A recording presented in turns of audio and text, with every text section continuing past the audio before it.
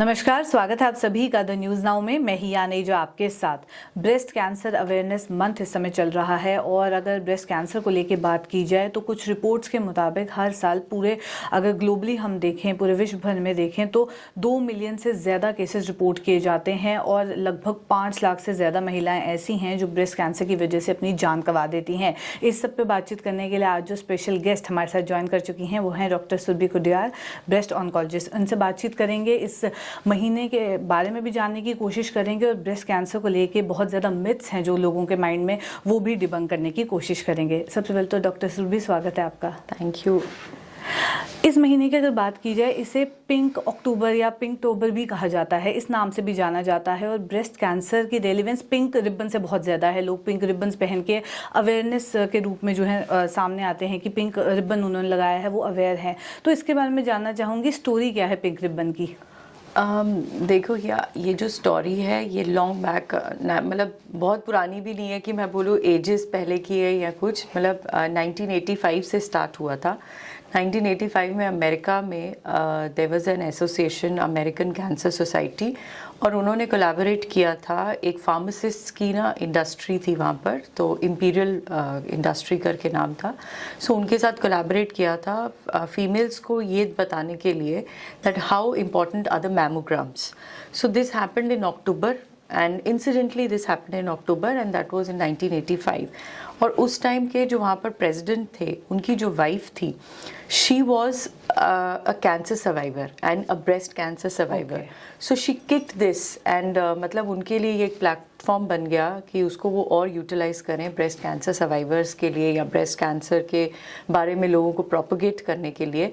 So this started then. So उसके बाद फिर आहिस्ता आहिस्ता क्या हुआ कि मतलब इस महीने, अक्टूबर के महीने, फिर सेकंड जब अगला साल आया अक्टूबर में, तो उन्होंने दोबारा से एक एसोसिएशन के बीच में अपना ये मतलब अवेयरनेस के तौर पर इस मंथ को देखना शुरू किया। और आपने पूछा पिंक रिबन के बारे में। So pink ribbon was not actually pink ribbon. This started basically, ये भी ना वॉर के टाइम की बात है। सो मतलब अमेरिकन में ही क्या था कि एक होस्टेज की वाइफ थी। She used to tie yellow ribbons to a tree outside the house, waiting for his husband to come one day. So then this same was repeated for AIDS patients also. मतलब 2 or 3 years later it was repeated for AIDS patient also. तो उनके लिए एक awareness के लिए ribbons बांधे जाते थे. So everybody thought that ribbons are something which symbolize a lot of things.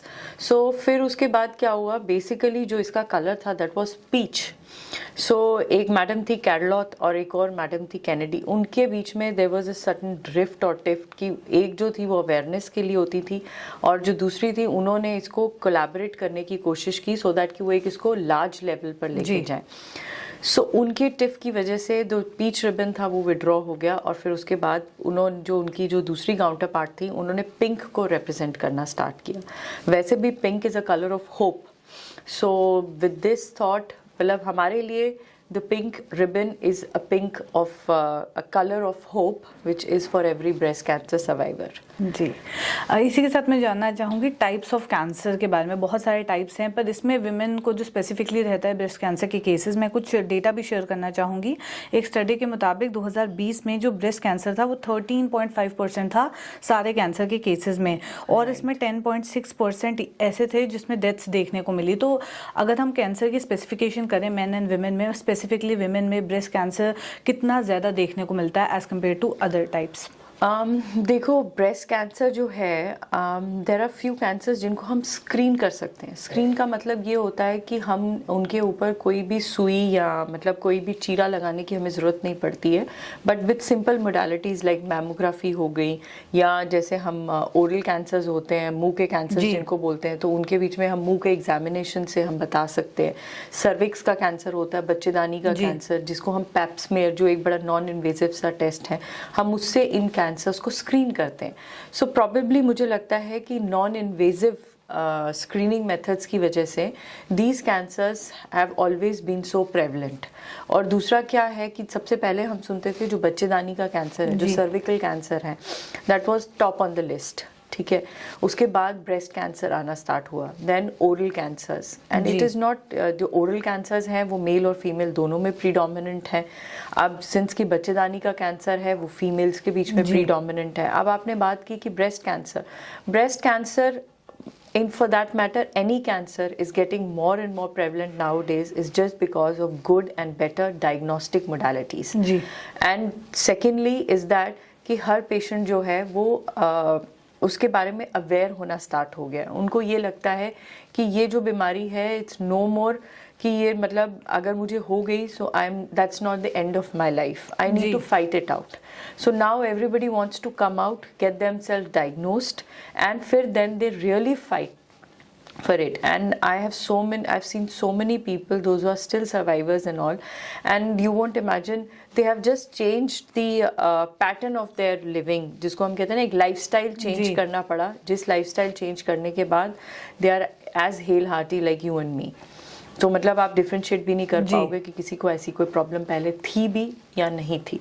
अब आपने बात की ब्रेस्ट कैंसर के बारे में। सो ब्रेस्ट कैंसर ऐसा नहीं है कि ये सिर्फ फीमेल्स में ही होता है, ये 1:60 की रेशो है कि अगर एक मेल है तो 60 फीमेल होंगी। दिस रेशो मतलब ये हमें बहुत ज़्यादा लॉन्ग डिस्पैरिटी ज़रूर बताती है, बट कुछ पेपर्स में ये चीज़ रिपोर्ट की गई है कि जो मेल्स हैं, मेल्स की रेशो भी आती है। तो इसका ये मतलब नहीं है कि ब्रेस्ट कैंसर जो है वो सिर्फ फीमेल्स में ही बहुत, नो डाउट फीमेल्स में बहुत ज़्यादा प्रीडोमिनेंट है, बट ऐसा नहीं है कि मेल्स उससे स्पेयर्ड हैं। सो हम दोनों के लिए मेरी जो हमेशा से ये चीज़ रहती है, और बेसिकली मेल्स में ये उनमें ज़्यादा कॉमन होता है जिनको ऑलरेडी गायनेकोमेजिया, जिसको हम गायनेकोमेस्टिया बोलते हैं, जिनकी छाती किसी वजह से हार्मोनल चेंजेस की वजह से बड़ी हो जाती है। सो उसके लिए वो उनकी मतलब हार्मोन, ये कहते हैं ना कि फैट रिडक्शन ज़रूर करवा लेते हैं कुछ लोग, बट उनको आगे जाके ये चीज़ें ज़रूरी नहीं, मैंडेटरी नहीं है कि उनको ये चीज़ होगी, but they are at risk. So उन लोगों के बीच में ये चीज़ ज़्यादा पाई जाती है। So these are few certain things. अब आपने पूछा कि उसके टाइप्स कैसे होते हैं। सो मैं एक बड़े मतलब एक ब्रॉड उसमें बताऊंगी कि देखिए, एक कैंसर होता है जो सिर्फ ब्रेस्ट तक रहता है। सो वो हो गया जो सिर्फ आपकी ब्रेस्ट में सीमित रहता है। उसके बाद आता है ब्रेस्ट से ही और कहाँ जा सकता है। ब्रेस्ट से ये जो ब्रेस्ट कैंसर है ये हमारे लिम्फ नोड्स में जाता है, और जो वो लिम्फ नोड्स हैं वो हमारी आर्मपिट में होते हैं। सो ये हो गया सेकंड। तीसरा हो गया कि ये हमारे ब्रेस्ट और हमारी आर्मपिट से निकल के ये हमारे और बॉडी के किसी और ऑर्गन में चला गया। मतलब कि एक लोकलाइज्ड कैंसर है जो ब्रेस्ट में है, और एक है जो मेटास्टेटिक, जिसको हम बोलते हैं कि भाई ये स्टेज 4 हो चुकी है। अब क्यों? क्योंकि ये ब्रेस्ट में नहीं है, ब्रेस्ट से आगे इसका जो है ये बॉडी अलग और जो बॉडी पार्ट्स हैं। अब आप पूछोगे कि किन बॉडी पार्ट्स के बीच में ये ज़्यादा होते हैं। तो देखिए, फीमेल्स के बीच में अगर कोई भी फीमेल देखो, अगर तो वो लंप बोलती है ब्रेस्ट में या कुछ, तो वो एक सेल्फ एक्सप्लेनेटरी हो जाता है कि भाई वहाँ पर ज़रूर कोई ना कोई ऐसी प्रॉब्लम होगी जिसको हमें रूल आउट करना है। बट कई फीमेल्स ऐसी होती हैं, कईयों की ब्रेस्ट बल्की होती है या डेंस होती है, सो वो उस लंप को कई बार अप्रिशिएट नहीं कर पाती हैं टोटली। सो वो लोग क्या होता है कि वो एक मेटास्टेटिक फॉर्म में यूजुअली आती हैं, और वो मेटास्टेटिक फॉर्म क्या होता है कि वो हड्डियों वाले डॉक्टर्स के पास जाती हैं कि मुझे बैक एक बहुत ज़्यादा है, मुझे उठने बैठने में भी अब दर्द है, और मुझे इतनी ज़्यादा बैक एक है कि मैं अपना नॉर्मल काम भी नहीं कर सकती हूँ। सो उनके जो मतलब जो हमारे वर्टेब्रास, जिनको हम डिस्क या मनके बोलते हैं, उसके बीच में ये बीमारी चली जाती है। सो उनकी इस कंप्लेंट से भी हम जान सकते हैं कि हाँ जी, इनको जो है ये कैंसर के लक्षण हो सकते हैं। तो उनको हम ब्रेस्ट एग्जामिनेशन, अगर वो हमारे पास आती हैं, एक कंप्लेंट जो है वो अपनी बोन पेन्स की लेके आई हैं, लेकिन उनके बीच में एक ब्रेस्ट एग्जामिनेशन मैंडेटरी हो जाता है। या फिर कहीं होती हैं जिनको बोनी पेन्स रहती हैं और कॉन्कॉमिटेंटली उनका हीमोग्लोबिन भी फॉल करना स्टार्ट कर देता है। सो उन लोगों के बीच में भी एक इवैल्यूएशन जो होती है वो ब्रेस्ट की होती है। देखो, इसका कोई डायरेक्ट कोरिलेशन नहीं होता, बट ये है कि वो लेके कुछ और आई थी, लेकिन अंडरलाइंग उसको कुछ और था। जी। सो देखो, ये चीज़ें जो हैं आज की डेट में, अब ये नहीं है कि हर इंसान सोचने लगे बैक एक तो मुझे भी है, बैक एक को किसी को भी हो सकती है। बट सी, एक चीज़ जो आपको मतलब आपके नॉर्मल डेली कोर्स करने से रोके, सो उस चीज़ को इवैल्यूएट करने के लिए वो चीज़ ज़रूरी हो जाती है करना। जी, आपने जैसे लम्प्स के बारे में मेंशन किया, तो कई बार ऐसा होता है कि किसी महिला को अगर लम्प फील हुआ है सेल्फ एग्जामिनेशन में या इवन आर्मपिट में भी, तो वो पहले घबरा जाती हैं कि क्या ये कैंसर हो सकता है। तो क्या ये ज़रूरी है कि हर लम्प इवेंचुअली कैंसर ही बनेगा? नहीं, देखो, every lump is not cancer until and unless it is proved otherwise। But अब प्रॉब्लम आती है उसको प्रूव करने में। क्यों? क्योंकि हमारे यहाँ पर एक बहुत बड़ा मिथ है कि अगर हम कैंसर की गांठ को सुई लगाएंगे जो कि लोहे की होती है, एंड मतलब अकॉर्डिंग टू पीपल कि वो लोहे की है, तो लोहा जैसे ही कैंसर को या किसी भी गांठ को हिट करेगा तो वो उसको शैटर कर देता है, and once it gets shattered it gets scattered in the whole body. जी। So this is a big myth कि ऐसा नहीं होता। देखो, अगर कल को वो कहते हैं ना कि अब सब्जी आप बना रहे हो तो सब्जी में कितना नमक डालना है, कितना मिर्च डालनी है, वो तो जब तक आप सब्जी चखोगे नहीं आपको कैसे पता चलेगा, until and unless you are so adept in your things. ठीक है ना? सो उसी तरह से हमारे लिए ये चीज़ ज़रूरी हो जाती है कि हम उसका एक टिश्यू डायग्नोसिस लें।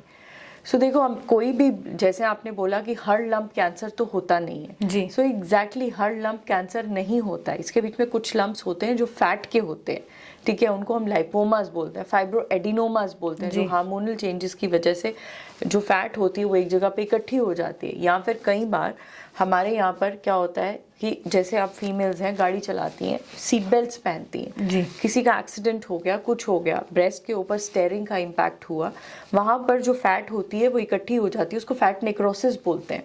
कई बार वो एक लंप की तरह आती है और हम सोचते हैं कि मे बी शायद ये कैंसर होगा, बट ये ऐसी चीज़ें हैं जो कैंसर में कभी तब्दील नहीं होती है। फाइब्रोएडिनोमास, फैट नेक्रोसिस, ये कभी भी कैंसर में तब्दील नहीं होती है। सो लेकिन ये प्रेजेंट ऐसे करती हैं कि ये लम्प्स हैं। जी, इसी के साथ मैं ये भी जानना चाहूँगी, इसके जैसे आपने सर्वाइवर्स के बारे में मेंशन किया, तो जितने सर्वाइवर्स हैं वो जब अपनी स्टोरी शेयर करते हैं डेफिनेटली वो साइड इफ़ेक्ट्स के बारे में भी बताते हैं। बिल्कुल। उसके बारे में जानना चाहूँगी कि क्या साइड इफ़ेक्ट्स या कॉम्प्लिकेशंस एक पेशेंट को फेस करनी पड़ती हैं? देखो, एक पेशेंट को जो ब्रेस्ट कैंसर से जूझती है उनको कॉम्प्लिकेशंस तो नहीं मैं ये चीज़ बोलूँगी, बट येस उनको कुछ अपनी, वो कहते हैं ना, एक लाइफस्टाइल चेंजेस ज़रूर हो जाते हैं। जी। कई आज की डेट में जैसे ये ब्रेस्ट कैंसर है, ये छोटी और लड़कियों में भी देखा जा रहा है कि मतलब अभी उनकी मैरिज एबल एज होती है या मैरिज हो चुकी होती है, कईयों का कोई इशू नहीं होता है। ठीक है, सो उनके केसेस के बीच में हमारे लिए उनको ये चीज़ समझाना कि वो दोबारा से माँ बन पाएंगी या वो कंसीव कर पाएंगी, सो ये एक इशू रहता है। क्यों? क्योंकि ये एक डिलेमा की पोजीशन है। डिलेमा की पोजीशन इसलिए है कि अगर तो उनका जो कैंसर है वो हार्मोन्स, जो देखो, एक हार्मोन पॉजिटिव कैंसर होता है, एक हार्मोन नेगेटिव कैंसर होता है, जिसको हम ट्रिपल नेगेटिव कैंसर बोलते हैं, और एक को बोलते हैं कि कुछ रिसेप्टर्स पॉजिटिव होते हैं। सो उनके बीच में ये दो टाइप्स होती हैं जो हमें उस कैंसर की फितरत के बारे में बताती हैं। सो ये हमें आगे हमें ये भी बताता है कि ये जो औरत है ये आगे जाके माँ बन पाएगी या नहीं बन पाएगी। क्यों? क्योंकि कुछ लोगों के बीच में कीमोथेरेपी इंड्यूस्ड मेनोपॉज भी हो जाता है। सो इसका मतलब ये होता है कि क्या पता जो चीज़ 45 साल की उम्र में होनी थी वो 35 या 36 साल की उम्र में ही हो जाए। सो वो एक साइकोलॉजिकल इम्पैक्ट होता है। उसके बाद आता है कि आप कहीं जो जैसे सर्जरी होती है कईयों की, आप देखिए अब तो now we have modalities like breast conservation, implants हैं हमारे पास जो हम सब करते हैं यहाँ पर जम्मू में, they are all available with me and with everybody out here. So मेरी पूरी टीम हम लोग ये करते हैं, इम्प्लांट्स भी करते हैं और ऑगमेंटेशन भी करते हैं, एवरीथिंग फॉर कैंसर पेशेंट्स। लेकिन पहले ये होता था कि वो पूरी की पूरी ब्रेस्ट ही काट देते थे, तो वो एक फ्लैट लुक जो होती थी वो पेशेंट को ऐसे लगता था that I have lost my feminism. So वो अपने आप को कमरे से बाहर भी नहीं लेके जाती थी। सो एक वो सोशल इम्पैक्ट होता है। उसके बाद मेडिकली, जैसे अब जब वो कीमोथेरेपी लेती हैं उनके बाल झड़ जाते हैं, ठीक है, तो वो एक बाल झड़ना इज़ अनदर थिंग जो मतलब एक फीमेल के लिए बहुत बड़ा ट्रॉमा होता है। लेकिन अब जो है कुछ कूलिंग थेरेपीज़ आई हैं, मशीन्स वैसी आई हैं कि हमारी कूलिंग थेरेपीज़ होती हैं कि हेयर लॉस इतना ज़्यादा नहीं होता है। और दूसरा, अब वैसी तेज़ दवाइयाँ नहीं हैं कि ज़रूरी नहीं है कि हर दवाई के साथ हमें जो है हेयर लॉस हो ही हो। और अब कुछ ऐसे केसेस हैं जिनके बीच में हमें सिस्टमिक कीमोथेरेपी नहीं भी देनी पड़ती है, हम उस चीज़ को फोरगो भी कर सकते हैं और उनको एक टैबलेट के ऊपर डाल दें जो कीमोथेरेपी की ही होती है, बट उसके साइड इफ़ेक्ट्स वैसे नहीं होते कि जैसे कि हमें दवाई चढ़ानी पड़ती है। सो ये चेंजेस होते हैं। फिर उसके बाद अपनी जो एक पर्सनल लाइफ चेंजेस होते जी। हैं, that your bonding with your husband and your bonding with the other family, कि वो आपको कैसे लेते हैं। क्योंकि आपको मैं एक बात बोलूँ, अभी भी मेरे पास कुछ पेशेंट्स ऐसे आते हैं कि डॉक्टर साहब इनके जो कपड़े हैं वो अलग रखने हैं, इनके जो खाना है वो अलग रखना है, और दूसरा या फिर अगर वो पेशेंट रेडिएशन ले रही है हमारे पास, जिसको हम सिकाई बोलते हैं, कि इनको क्या हमने अलग रखना है, बच्चों के पास नहीं आने देना है। So see there are so many things जो एक कैंसर पेशेंट के साथ चलती हैं। सो ये सब जो हैं, दीज आर ऑल मिथ्स, इनको हमें बर्स्ट करना है। They have to live their life as a normal person. जो घर में खाना बनता है हमने वही उनको देना है, उनके बर्तन कपड़े सब वैसे ही हैं जैसे हम सब के हैं, क्योंकि ये कोई वो जैसे कहते हैं ना कि कोई छुआछूत की बीमारी नहीं है। दिस इज़ मोर और लेस अ जेनेटिक डिजीज़, या फिर ये जिसको है ये उसी को ही होगी, ये आपसे या मेरे से किसी और को नहीं हो जाएगी, नहीं है। ठीक है। सो this is one of the non communicable diseases. ये कम्युनिकेबल, ये खांसी जुकाम नहीं है जी। सो इसका एक होने का अलग कारण है जो सेल्स से रिलेटेड है, ना कि आपकी इम्यूनिटी, मतलब कि आप बोलो कि वो खांसी जुकाम वाली चीज़ से रिलेटेड है कि बुखार है इसको तो इसको हो जाएगा, तो वैसा नहीं होता। सो ये कुछ ऐसी चीज़ें हैं, कुछ ऐसे स्टिग्मास, टैबूज जो एक कैंसर पेशेंट अपने साथ लेके चलता है। जी, और भी बहुत सारे ऐसे टैबूज हैं, उसकी भी लिस्ट बनाई है, वो भी ज़रूर डिबंक करने की कोशिश करेंगे। पर इससे पहले मैं जानना चाहूँगी, जैसे आपने मेंशन किया कि उनके फैमिली मेंबर्स आते हैं, मेल मेंबर्स जो हैं घर के स्पेसिफिकली, वही ये सवाल करते हैं कि क्या उनको अलग रखना है। तो एक जो मेल मेंबर है उस घर में, उसको अवेयर होना कितना ज़्यादा इंपॉर्टेंट है कि ये सब चीज़ें भी पता हो। एक तो वो उसके लिए एक सपोर्ट भी बने, साथ साथ मेंटल फिजिकल सपोर्ट भी रिक्वायर्ड रहती है उस पेशेंट को, तो ये कितना ज़्यादा इंपॉर्टेंट है? देखो, मेंटल फिजिकल सपोर्ट आप किसी की भी तब बन सकते हो जब आपको उस चीज़ के बारे में पूरी नॉलेज है। अगर सपोज कल को कोई एडवोकेट है या कोई टीचर है, वो बच्चे को तभी पढ़ा सकता है जब उसको उस सब्जेक्ट की नॉलेज है। बिल्कुल। सो उसी तरह से अब सिंस की जो हर फीमेल है वो अपने एक हस्बैंड या मतलब अपने एक मेल काउंटर पार्ट की डिस्क्रिप्शन पे है ऑलवेज। जी। सो उनको ये लगता है कि जो वो फैसला लेंगे वही मेरे लिए सही होगा। का काफ़ी हद तक ये बात सच भी है, ठीक है, अगर हम अपना एक वो कहते हैं ना रूटीन फॉलो करें अपनी उसमें। लेकिन मेल काउंटर पार्ट का एजुकेटेड और अवेयर होना बहुत इम्पॉर्टेंट है। वो इसलिए कि अगर तो मेल काउंटर पार्ट ने बोल दिया कि अगर हम इलाज नहीं करवाएंगे, so the female can not come to me again कि मेरा इलाज कर दो। जी। है या नहीं?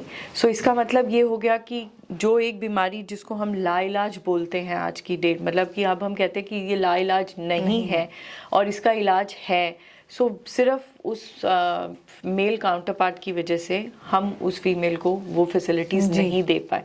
बट यही अगर वो मेल इतना ज़्यादा अवेयर हो तो वो शायद फैमिली सपोर्ट बन जाएगा कि उसको वो बीमारी एक फाइनेंशियल ब्रंट नहीं लगेगी। क्यों? क्योंकि हर एक का यही एक नोशन है कि अगर हमने पैसे लगा भी दिए तो end of the day we will get nothing in our hand. So end of the day इसका जो एंड है दैट्स एन एंड।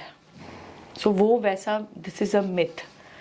सो अगर हम किसी चीज़ को एक अर्ली स्टेज पे पकड़ लें और उसको एक अर्ली मतलब अपना सब जो कहते हैं ना एक प्रोटोकॉल के हिसाब से ट्रीटमेंट जो है वो इनिशिएट कर दें, सो जो पेशेंट्स हैं वो बिल्कुल डिजीज़ फ्री हो जाते हैं। बट ये चीज़ जो है वो एक मेल काउंटर पार्ट को समझनी है। और दूसरा आता है सर्जरी पॉइंट ऑफ व्यू से। सर्जरी पॉइंट ऑफ व्यू से हर इंसान को ये लगता है कि जब तक हम पूरा का पूरा ऑर्गन सैक्रिफाइस नहीं करेंगे तो वो जो ट्यूमर है, वो जो बीमारी है वो नहीं निकलेगी। सो अगर हम उनको ब्रेस्ट कंजर्वेशन के बारे में बोलते हैं, so they say no, we don't want breast conservation. Why? Because आप सिर्फ ट्यूमर का एक हिस्सा निकालोगे, सो जो बाकी ब्रेस्ट है वो भी सैक्रिफाइस करो। सो ये अगर मेल ने एक बार डिसाइड कर दिया, the female can not say anything. So इन सब चीज़ों के बारे में the male counterpart should be aware enough कि वो अपनी जो पॉलिसीज़ हैं वो फीमेल को डिक्टेट कर सकें। जी, चलिए अब कुछ मिथ्स के बारे में, जैसे आपने दो तो खुद ही डिबंक कर दिया अभी, उसके साथ मैं जानना चाहूँगी, कई ऐसे लोग हैं जो ये भी कहते हैं कि अगर मेरी फैमिली हिस्ट्री नहीं है, मेरी फैमिली में किसी को कैंसर नहीं है तो मैं सेफ़ हूँ, मुझे भी नहीं होगा। क्या ये सच है? नहीं, इट्स एन एक्सीडेंट, ही किसी के साथ भी हो सकता है। जी, साथ ही साथ ये भी कहा जाता है कि ब्रेस्ट कैंसर है तो फर्दर कैंसर होंगे ही होंगे, जैसे कहा कि एंड ही एंड है इसका, बस एक डेथ ही उसका एक एंड है। क्या ये रियलिटी है? देखो वो डिपेंड करेगा कि वो ट्रीटमेंट के किस मतलब Stage. चरण पे या जी। स्टेज पे वो डॉक्टर के पास आए हैं। अगर तो वो अर्ली स्टेज में डॉक्टर के पास आया है, सो हर डॉक्टर उस चीज़ की गारंटी लेगा। दूसरा डिपेंड करेगा कि उसके कैंसर की जो टाइप है और जो उस कैंसर की सब टाइप, जिसको हम उसकी फितरत बोलते हैं, वो क्या आई है। जी। सो वो उसकी आगे रेकरेंस को हमें बता सकता है कि भाई इसका जो कैंसर है वो इस टाइप का है, उसका जो रेकरेंस के चांसेस हैं वो इतने हैं। सो ऐसा नहीं है कि अगर उसको एक बार कैंसर हो गया है तो वो मतलब once a patient is always a patient, ऐसा नहीं है। जी। और भी लोगों में डाउट्स हैं कि एक्सरेज जब हम करवाने जाते हैं, हार्मफुल रेज हैं, तो अगर वो करवाएंगे तो हमें कैंसर के चांसेस ज़्यादा हैं। यहाँ पे I want to add one thing. Basically ये फीमेल्स में है, उनको लगता है कि वो मैमोग्राफी करवाएंगी जी। तो उनको बहुत ज़्यादा रेडिएशन मिल जाएगी। जी। लेकिन वो उसके बरक्स अगर उनको कमर में दर्द होगी, वो अगर वो किसी ऑर्थोपेडिशियन के पास जाएंगी, अगर ऑर्थोपेडिशियन उनको हफ्ते में 2 एक्सरे भी बोलेंगे तो वो करवा लेंगी, लेकिन वो 1 साल में एक मैमोग्राफी नहीं करवाएंगी। सो आई थिंक ये एक सेल्फ एक्सप्लेनेटरी आंसर हो गया है कि अगर आप महीने में 4 एक्सरे करवा सकते हो तो साल में एक मैमोग्राफी करवा लोगे तो आपका क्या चला जाएगा। लेकिन नोबडी अंडरस्टैंड्स दिस। एक और मिथ है कि जो डिओड्रेंट्स ज़्यादा यूज़ करते हैं, क्योंकि आर्मपिट से जैसे आपने कनेक्शन बताया, तो लोग भी फिर रिलेट करते हैं उन चीज़ों को कि अगर आप डिओड्रेंट्स यूज़ कर रहे हैं तो ये फर्दर कैंसर बनेगा। ये मैंने तो नहीं सुना है, बट आजकल कोई कुछ भी किसी को कुछ भी कह सकता है, बट नो। और एक और चीज़, जैसे आपने इसका जवाब भी दे दिया पर मिथ भी है, मैं एक बार चाहूँगा फिर से क्लियर कर दें कि क्या ये सिर्फ फीमेल्स में ही होता है या मेन में भी? नहीं, इसकी रेशो 1:60 की है, मैं दोबारा से बोलूँगी। और दूसरा ये है कि मेल्स जो हैं उनके बीच में ये चीज़ नहीं हो सकती, ऐसा नहीं है। It can happen to males also, but yes predominantly in females. So both these males and females should be well aware of their symptoms and early, जितनी अर्ली हो सके तो वो अपने आप को डॉक्टर के पास लेके जाएं। Whether it is a small little, मैं कहती हूँ ना, कुछ छोटा सा भी अगर आपको कोई एबनॉर्मेलिटी अपनी बॉडी में कहीं पर भी लगती है, not just breast but anywhere, just go and take an advice from the doctor. Why? Because अगर हम अपनी सेल्फ मेडिकेशन करते रहेंगे, so I think end of the day will surely land up late. तो सेल्फ मेडिकेशन का time अब नहीं है। अब we have all the modalities available, हर एक चीज़ हमारी डोर स्टेप पे है, तो सिर्फ हमने वहाँ जाना है। सो वो जो बैरियर है अपने जाने का, वो ब्रेक करना है। जी, बहुत बहुत शुक्रिया हमारे साथ ज्वाइन करके सारी इन्फॉर्मेशन शेयर करने के लिए। और मैं चाहूँगी जाते जाते हमारे व्यूअर्स के लिए कोई मैसेज अगर आप दे दें। मेरा मैसेज सबके लिए हमेशा से यही रहता है कि don't take yourself lightly. अगर आपको कहीं पर कभी भी कोई ऐसी चीज़ दिख रही है तो प्लीज़ अपने आस पड़ोस में या अपनी डॉक्टर फ्रेंड्स से सलाह लेने से बेटर है कि आप एक प्रॉपर जो कहते हैं ना कि उस बीमारी का महारती है, जो उस बीमारी को ही डील करता है, उसके पास जाके सलाह लीजिए। क्यों? क्योंकि हमारी जो एक नोशन है, हमें लगता है कि अगर मैंने खाना खाया, मुझे गैस बन गई, so the other person in the family जो वो गैस की टैबलेट ले रहा है तो मैं भी वही टैबलेट ले लेती हूँ। या फिर if there is a doctor in the family, so हम जी उसी को कंसल्ट कर लेते हैं। But maybe see every person is not same. जैसे हमारी हाथ की 5 उंगलियां एक जैसी नहीं है, उसी तरह से हर इंसान का जो बॉडी स्ट्रक्चर और जो बॉडी मेकअप है वो एक नहीं होता है। तो ज़रूरी नहीं है कि जो गैस की टैबलेट वो एक खा रहा है तो वही दूसरे को भी ठीक लगेगी। सो आपकी प्रॉब्लम के लिए doctor is an answer. So always treat your self as a patient whenever you have something and go to the concerned doctor. Don't look for via medias कि मैं इससे पूछ लूँ या मैं उससे पूछ लूँ. Whenever you do this, you land up late, and whenever you land up late, the things are very restricted for a doctor. बहुत बहुत शुक्रिया हमारे साथ ज्वाइन करने के लिए। तो ये थी डॉक्टर सुरभि कुडियाल हमारे साथ। ऐसे और कॉन्वर्जेशंस लेके आपके साथ फिर मुलाकात करूंगी। अभी के लिए दीजिए इजाज़त। नमस्कार।